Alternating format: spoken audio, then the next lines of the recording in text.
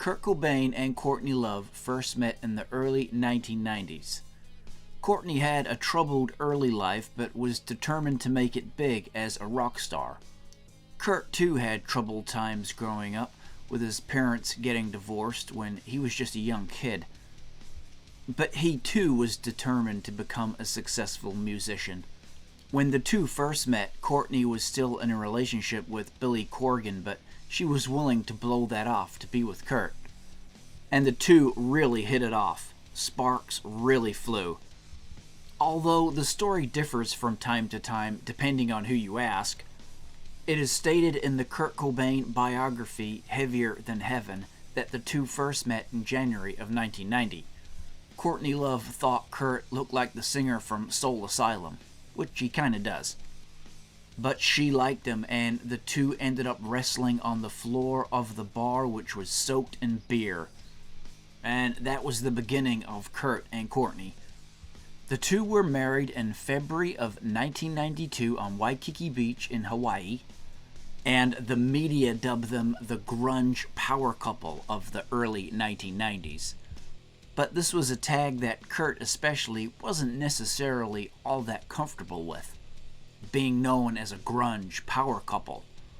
In fact, Kurt had grown quite tired of the media, and was sick of the stories they would make up about him and his band and his personal life. Cobain said, "I can't help but feel we've been scapegoated. I have a lot of animosity towards journalists and press in general. I can't think of any example of any current band who's had more negative articles written about them."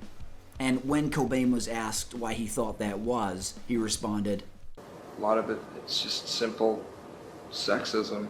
You know, Courtney is my wife, and people could not accept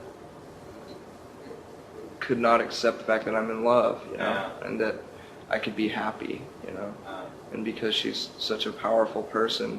Cobain continued, "Courtney is such a powerful and threatening person, and because of that, it seems like all the sexists in the industry have decided to join forces and string us up." Even though Kurt and Courtney did have a strong bond and connection, there certainly were times when their marriage could get quite strained, just the same as in any relationship. However, that extra media scrutiny would make it twice as hard for the couple. On June 4th, 1993, after a day of drama in the Cobain household, Courtney called the police on Kurt. When officers arrived, she told them they had an argument over guns in the household. She had thrown a glass of juice in his face, and he had shoved her. This next clip is Kurt Cobain talking about the incident in July of '93, just several weeks after it actually happened. Tell me, I have to ask this really. What happened with the gun thing that was just reported? Was it all bullshit? Oh yeah, total bullshit. That was that's another thing that just made me want to just give up. Just you know, a couple of weeks ago, never choked my wife. Cobain stated that Courtney was wearing a choker and he pulled it off her, but he never actually choked her, and said he would never do that to his wife. However, those were the stories that were printed and what went down in the police report. So apparently what had happened, the neighbors had called the police because they were playing the music too loud. The band were practicing in the house. And while the police were on their call out to the Cobain house, it was out of the blue where they asked, "Are there any guns in the house?" And Kurt said no, because he didn't want them to know that he had guns in the house. And I have a M16 and two handguns, and they're put away. There are no bullets in them. They're up in the closet, you know, and they took them away. I can get them back now.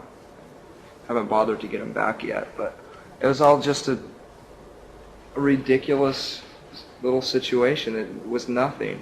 Kurt said the whole thing was totally blown out of proportion, and how people still haven't evolved enough to question anything that's printed.